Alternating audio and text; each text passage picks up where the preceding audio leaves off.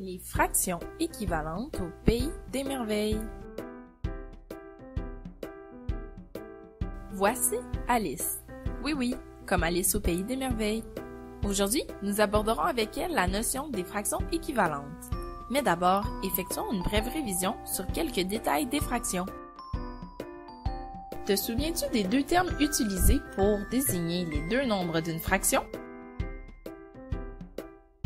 Bien joué! Le nombre au-dessus s'appelle le numérateur et il représente le nombre de parties sélectionnées dans un ensemble. Le nombre au-dessous se nomme le dénominateur et il représente le nombre total de parties d'un ensemble.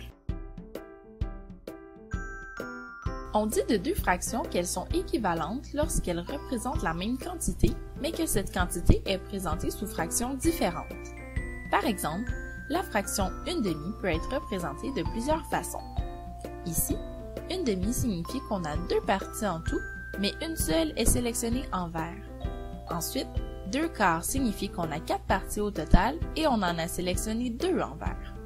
Et ici, 8/16 signifie qu'on a 16 parties au total et on en a sélectionné 8 en vert. Tu peux donc observer que, malgré que ces fractions soient différentes les unes des autres, la partie verte de chacune d'elles occupe la même superficie. Ceci est possible tout simplement parce que ces trois fractions sont équivalentes. 8/16, c'est aussi 2/4 et 1/2. Eh bien, pour déterminer si deux fractions sont équivalentes, il faut diviser ou multiplier le numérateur et le dénominateur par le même nombre. Par exemple, 4/8.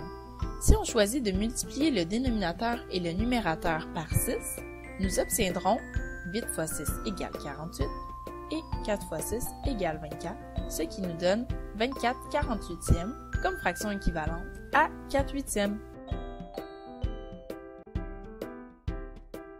Alice a croisé le lapin à la montre géante qui ne cessait de répéter « Je suis en retard, en retard !»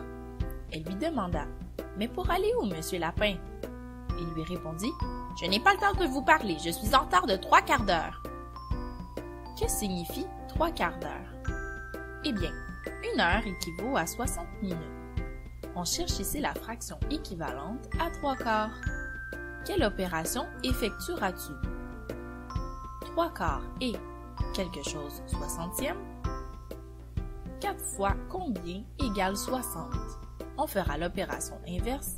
60 divisé par 4 égale 15. Donc, 4 fois 15 égale 60.